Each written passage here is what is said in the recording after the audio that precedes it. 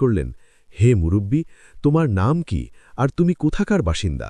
এবং সবচেয়ে গুরুত্বপূর্ণ প্রশ্ন, তুমি খয়রাত নেওয়ার বিনিময়ে মানুষকে দিয়ে নিজেকে থাপ্পড় কেন খাওয়াও?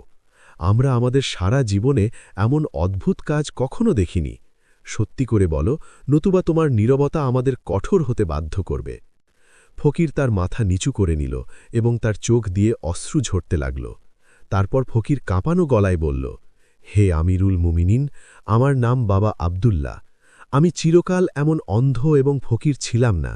একটা সময় ছিল যখন আমি আপনার মতো না হলেও অন্তত একজন বাদশার মতো জীবন কাটাতাম। আমার কাছে ৮০টি উটের কাফেলা ছিল এবং আমি একজন অনেক বড় সওদাগর ছিলাম। কিন্তু আমার আজকের এই অবস্থা আমার দুর্ভাগ্য নয়, বরং আমার নিজের লোভ এবং একটি গুনাহের ফল। এই থাপ্পড় আমার সেই পাপেরই শাস্তি যা আমি নিজেকে দেই। খালিফা অবাক হয়ে জিজ্ঞেস করলেন, ৮০টি উটের মালিক আর আজ একদানা খাবারের জন্য কাঙাল? আসলে এমন কি ঘটেছিল যা তোমাকে আসমান থেকে মাটিতে আছড়ে ফেলল? আমাদের তোমার পুরো কাহিনী বিস্তারিত শোনাও। এরপর বাবা আব্দুল্লাহ একটি দীর্ঘশ্বাস নিলেন, যেন তিনি তার অতীতের পাতা উল্টাচ্ছেন। তিনি বললেন, জাহাপনা, এই গল্পটি অত্যন্ত বেদনাদায়ক, শিক্ষণীয় এবং গভীর শিক্ষা প্রদানকারী।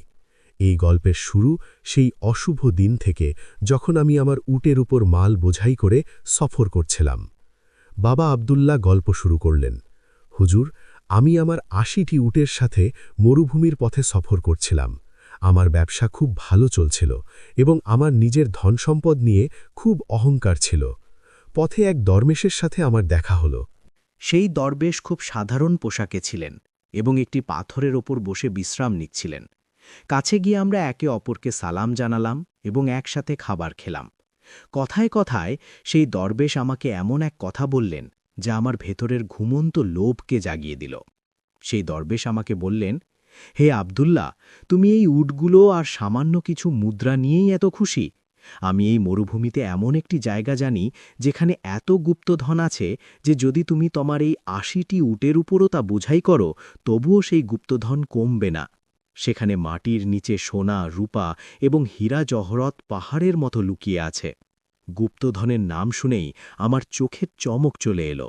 আমি তাকে বললাম, হে নেকবন্দা, যদি তুমি আমাকে সেই জায়গায় নিয়ে চলো, তবে আমি কথা দিচ্ছি যে আমরা সেই গুপ্তধন আধা-আধি ভাগ করে নেব। আমার এই কথা শুনে দরবেশ রাজি হয়ে গেলেন।